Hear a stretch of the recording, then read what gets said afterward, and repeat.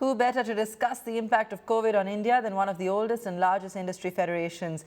Here's Business Today Managing Editor Siddharth Zarabi in conversation with the newly appointed FICCI President, Subrakant Panda, who's also the MD of Indian Metals and Ferro Alloys.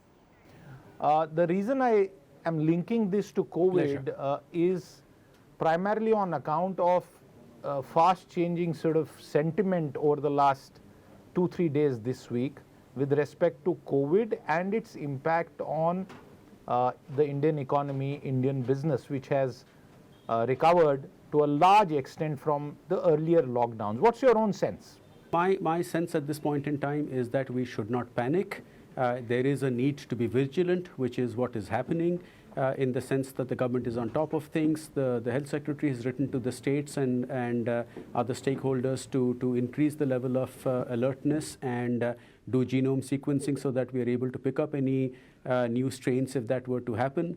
But you know, the information coming out of China in the last couple of days, I mean, this is a society where news flow is tightly controlled. So you don't know whether something is either being underreported or what is escaping through is hyperbole or reality. It's very hard to tell. And I mean, things will become clearer in the next, I would say, 5-7 days or so. I believe the World Health Organization even today has called upon China to share information about what is happening. And until we have more authentic information, I don't think we should get carried away. And there is certainly no need to panic. From a Indian perspective, the population is by and large fully vaccinated with 2 doses, and a large number have got the 3rd precautionary dose as well.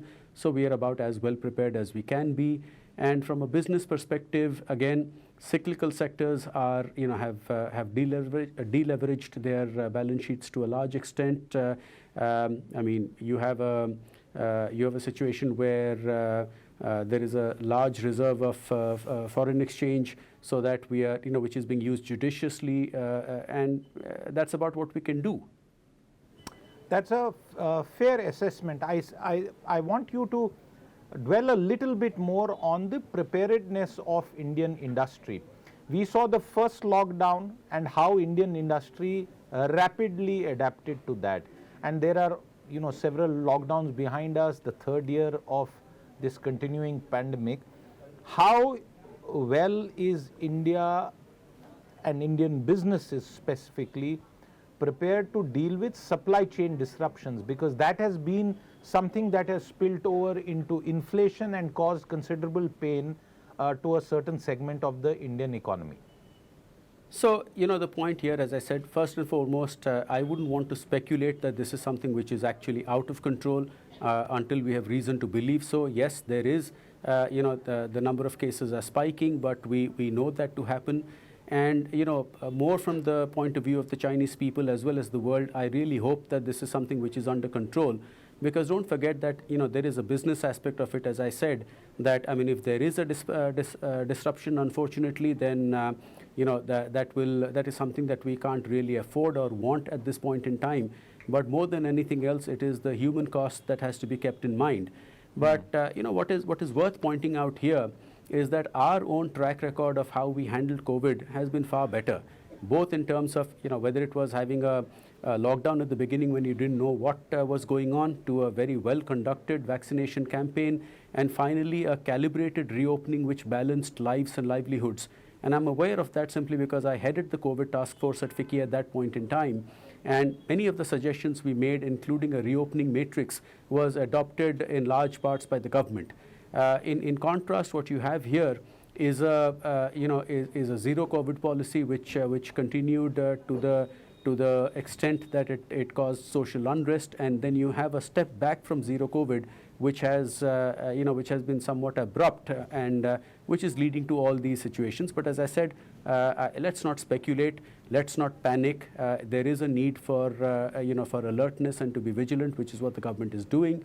And as soon as we have more information, that's when one can deal with it. But from a corporate perspective, cyclical industries have deleveraged balance sheets, as I mentioned. Right. I mean, India is in a sweet spot in terms of where we are on the growth curve. And let's see. I'm confident in our ability to maneuver around whatever challenges there may be. We are on the cusp of a new year, and the economic outlook as far as the global environment is concerned is not very certain. What's your own sense about the domestic inflationary scenario? Because that's been the one big thing that we have seen. The cost of capital has gone up in India, both for industry and consumers. What's your own sense about inflation? Will we benefit in a roundabout manner due to depressed global demand? So, let me put it this way. Inflation has been a global phenomenon, no doubt, but like I said, I think both the timing and the quantum of stimulus measures in India have been spot on, because excess stimulus measures have led to elevated inflation levels which have been very stubborn in the West. From that point of view, and of course not to mention that inflation in India was by and large imported largely due to commodities and especially oil.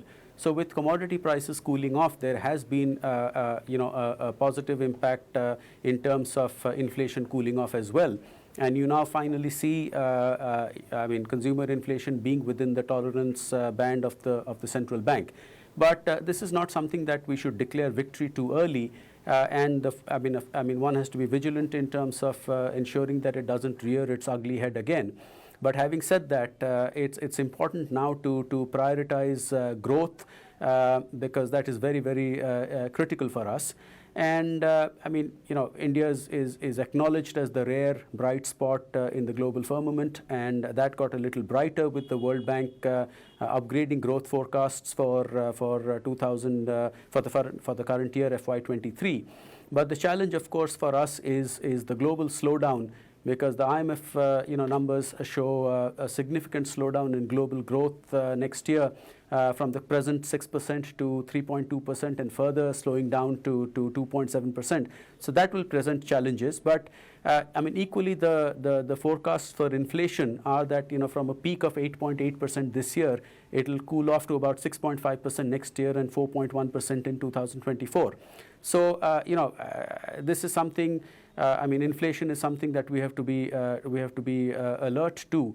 But India has done well with fiscal and monetary policy working in consonance to tackle inflation. And I believe the next budget, which will be the last full budget before the general elections, is something which will be growth oriented. And I was very enthused to hear the Honorable Finance Minister say that it will carry forward the legacy of this government, which I believe is reforms orientation, growth orientation, while extending a helping hand to those at the bottom of the pyramid, the vulnerable who need help the most. If you like the video, do like, comment, share and subscribe.